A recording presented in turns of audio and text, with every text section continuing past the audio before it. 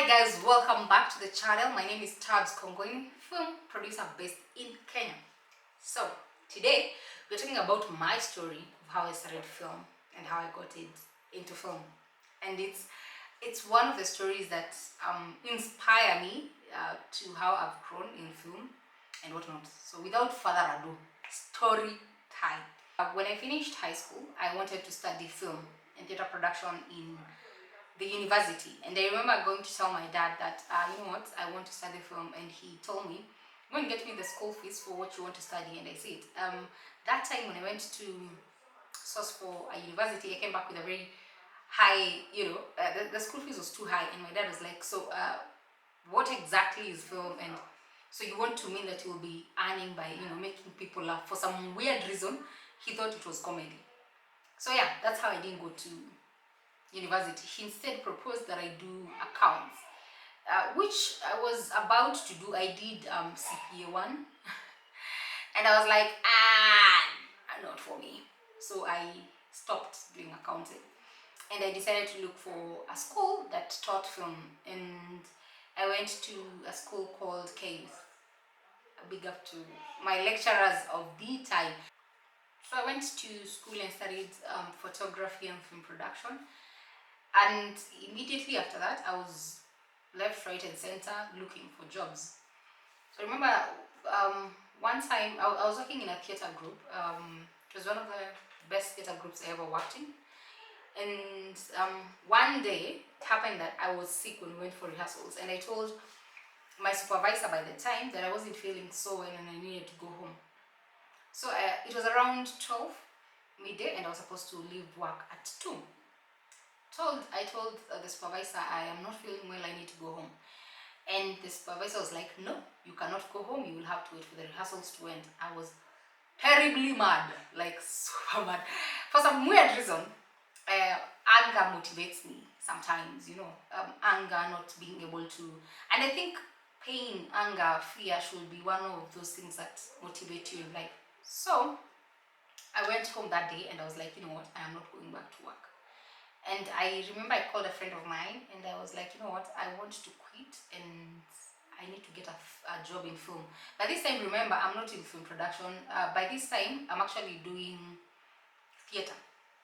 So I called the friend and he tells me, okay, fine, I'll link you up. He linked me up and I got a job. The following day, I was working on a film set for How to Find a Husband. It's actually on YouTube, you can watch that show out. So I worked on that show. I started off as a set runner. 2 weeks into the job, I was made the third assistant director. That was a huge move. Then fast forward, after that job, I was actually, that time I was living in Dandora. So this one day, after the production, there's that probation period where you just chill. And I remember when I was doing How to Find a Husband, I met Martin Nyakabete. He's one of the biggest filmmakers in Kenya. Is a very huge, I don't know whether huge is the word to describe him, so script supervisor. He's really good at what he does. And thank you so much, Martin Nyakabete, for coming through. So when I was on that set, Martin taught me how to do script supervision, and by the time I was leaving, I was not really badly off at it. So I went home, and after the project, after some time, well, we were back to no jobs, and I was broke. I was actually poor, is the word. And I remember this one day, I didn't even have food to eat and whatnot. And I remember praying and telling God, honestly, if I don't get a job by tomorrow, I might really, really do something really stupid. I will not advise anyone to make such a prayer. But yes, I prayed for I was like, those prayers, you're like, you know what, this is where I am at, and this is what I want, and if I cannot get it, this is it. And I slept. Following day, around midday, I get a call. So a friend of mine had referred me, actually it was Martin who referred me as a script supervisor to a set. So lo and behold, I was supposed to stand in for someone for 3 days. So the first day I go on set, and I remember I'd take screenshots of the set and send to Martin and be like, what shot is this? So that I'm able to break them down. I made it through the 3 days, and after that, the person I was standing in for, I don't know what happened after that job, but I replaced them. somehow, weren't doing their job. So that's how I became a script supervisor. Well, I excelled in that area for some time, and fast forward one day now, after the script supervising job in Nini, my boss calls me one day. He tells me, "Hi Tabs, do you have any producers in mind who can produce a show?" I gave out a couple of numbers, but I think they'd never agreed. So my boss tells me, "You know what? Come to the office tomorrow at 2." I go show up in the office. I'm given 12,000 and a script. Told you're producing this show. I'm like, I have never been a producer my entire life. And my boss goes, "You're a producer, you just don't know it."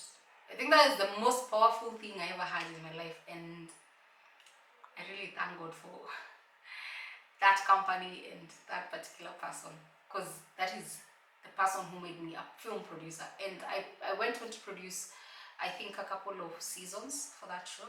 2-3 seasons. Actually, it was more than 3. It was around 4 seasons of that show, and I excelled in it. And after that, I became a full-time producer. So fast forward, I'll jump a lot of things to where we are at, and that is the story of how I became a film producer. So that is it for today, guys. I know you want to hear more of what happened in between, because I think that was 2014. I became a film producer in 2014. 2014 is actually a script supervisor from around March, April. But towards October, November, I became a film producer. And I know you want to know what happened between 2014 and now 2023. So you have a lot of Thursdays. I can be telling you these stories as we proceed on. So maybe we'll have a part 2 of what happened after those years. But yes, guys, see ya on the next one. Remember to like, share, and subscribe. I love you guys.